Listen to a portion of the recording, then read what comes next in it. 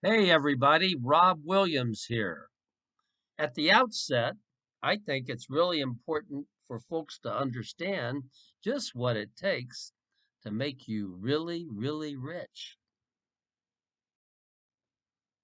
To be really rich, you certainly need a big house, and then a big boat comes in handy too. And finally, enough cash to keep that special someone in the style to which he, she, or they has become accustomed. Now, once you have your boat and house and car paid off, you still need pocket money. We can break it down, and I think folks will agree that a quarter million a year takes care of that. So if we look at the overall summary, 10 million for the house, 10 million for the boat, pocket money 20 million. If you have 40 million bucks, you are rich, brother.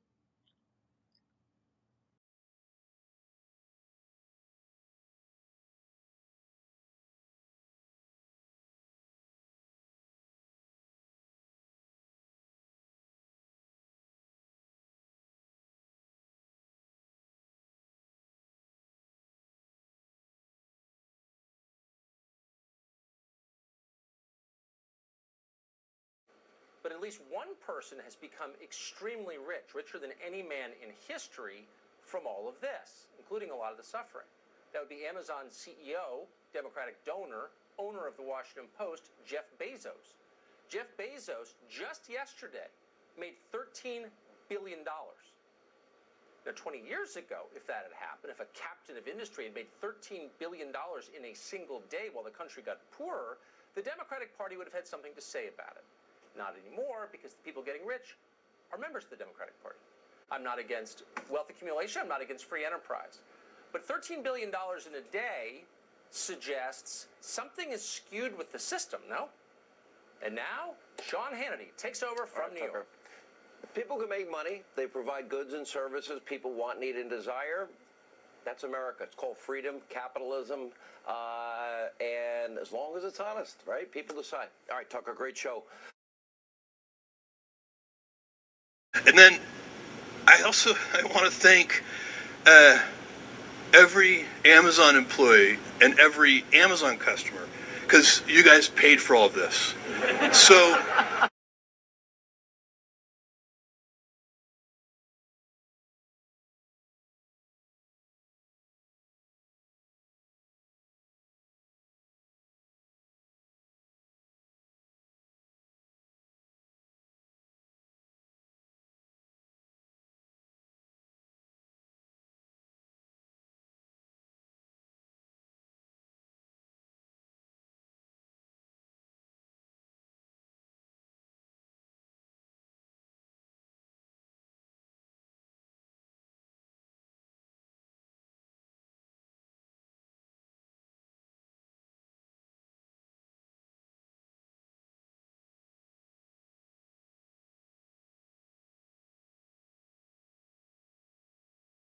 Here's the facts. The rich that they hate so much, the top 1% of wage earners in America, according to the IRS, they pay 39.5% of all federal income taxes. Top 10% wage earners, they pay 70.9% of personal income taxes.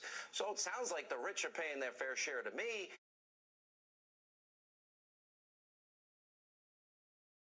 There is no obligation to pay more than what the law requires. Exactly. Now, some people might read this article and say, this is BS, and we need a different tax system.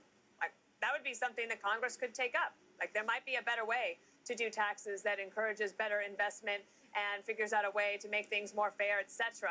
There's lots of different ways that the Congress could do that, but instead they don't.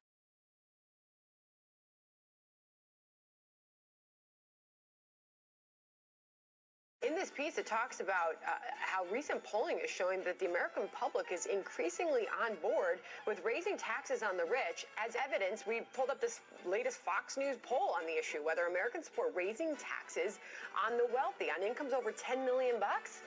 Those that are in favor of that, 70%, Charles. Over $1 million in income, 65% are in favor of raising taxes. The idea of fairness has been promoted in our schools for a long time.